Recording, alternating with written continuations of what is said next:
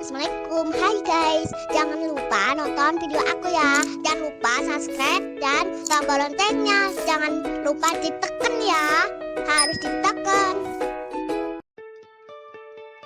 Bahasan buku part 2 dengan judul 50 Cara Cerdas Menggunakan Waktu. Strategi mengefektifkan waktu untuk meningkatkan produktivitas. Diterbitkan oleh motivasiarif.co.cc. Semoga isi buku ini bisa memberikan banyak manfaat bagi Anda semua.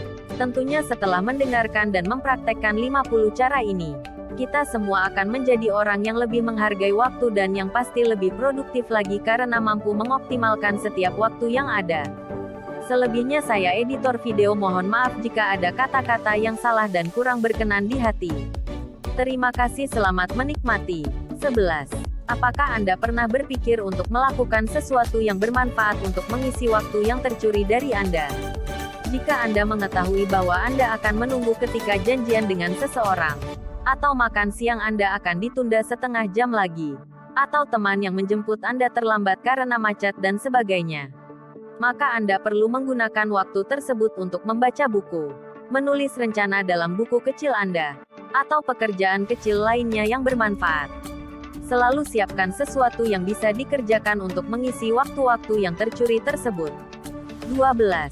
Suatu ketika Anda merasa sangat lelah dan tertekan, cobalah teknik relaksasi ini. Sisihkan waktu untuk melihat dan mengamati suatu benda, misalnya batang pohon, bentuk awan, dan lain-lain. Tarik nafas dalam-dalam dengan perlahan dan lepaskan. Teruskan sambil mengamati objek tersebut. Setelah 15-20 menit, Anda akan merasa sedikit lebih nyaman. 13. Pernahkah Anda mengalami apa yang dinamakan sebagai penghalang penulis? Penghalang kreativitas adalah penyia-nyiaan waktu yang luar biasa, dan bahkan sangat melelahkan secara emosional. Suatu saat ketika Anda mengalami kemacetan dalam menulis, cobalah teknik pembuka jalan ini. Tulislah sebuah surat kepada seseorang teman, misal "Halo John," atau Anda mungkin bisa memulainya dengan kata-kata lain. Kemudian teruskan menulis pidato. Saya harus menulis suatu naskah pidato untuk pertemuan pemegang saham tahunan dan saya tidak memiliki ide yang jelas untuk memulai dari mana. Kami mengalami tahun yang berat. Teruskan menulis kepada John, dan pidato Anda akan selesai dengan sendirinya. 14.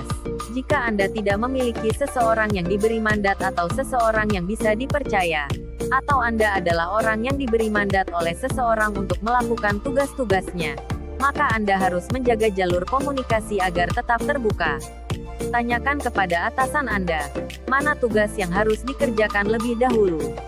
Meskipun Anda memiliki banyak pekerjaan untuk dikerjakan, Anda akan memenangkan hati atasan jika Anda fokus pada apa yang dia prioritaskan. 15. Kosongkan keranjang sampah Anda setidaknya sekali sehari. Ingat, keranjang sampah bukan tempat menyimpan benda. 16. Apakah Anda memiliki kesulitan berkonsentrasi? Atau Anda membutuhkan waktu 2 jam untuk mengerjakan pekerjaan, tugas yang sebenarnya bisa dikerjakan dalam waktu 45 menit hanya karena tidak bisa berkonsentrasi? Kemampuan berkonsentrasi bisa dipelajari dan ditingkatkan dengan banyak latihan. Misalnya, membaca dan memahami data statistik dalam laporan teknis yang rumit selama 30 menit. Berhentilah selama 10 menit, lalu fokuslah kembali pada apa yang Anda baca. Lakukan ini secara rutin, niscaya kemampuan konsentrasi Anda akan meningkat. 17. Jika Anda mengalokasikan waktu untuk melakukan pekerjaan untuk diri sendiri, buatlah prioritas dalam pekerjaan Anda. Jangan sampai perhatian Anda teralihkan kepada sesuatu yang lain.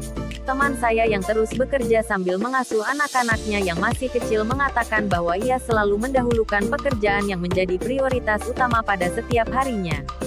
Dia merasa bisa bekerja dengan maksimal ketika anak-anaknya tidur siang dan ketika dia menghindar dari pekerjaan-pekerjaan lain yang prioritasnya lebih rendah pada hari itu. 18. Ketika seorang teman meminta Anda membantunya, sementara Anda merasa tidak memiliki waktu untuk membantunya, sebaiknya jangan mengatakan "ya," kemudian melupakannya, tetapi katakan, "Saya perlu waktu 24 jam untuk memikirkannya. Nanti saya hubungi." Ketika Anda menghubungi dia untuk mengatakan tidak, usahakan memberitahukan teman lain yang mungkin bisa membantunya. Usahakan menolak dengan sopan supaya dia tidak sakit hati. 19.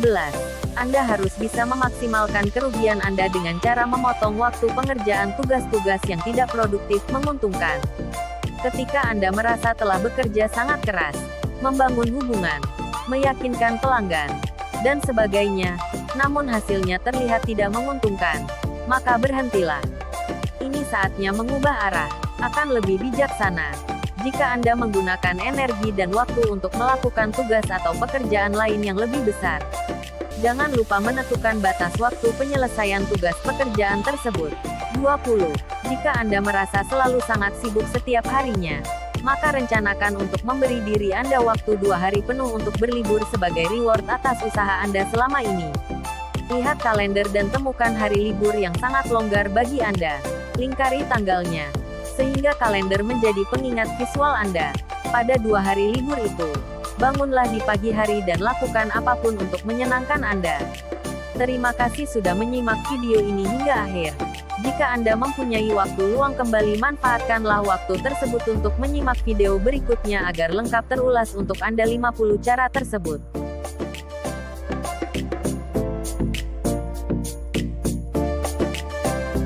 Terima kasih sudah nonton video aku yang terbaru. Jangan lupa subscribe dan tombol loncengnya ya.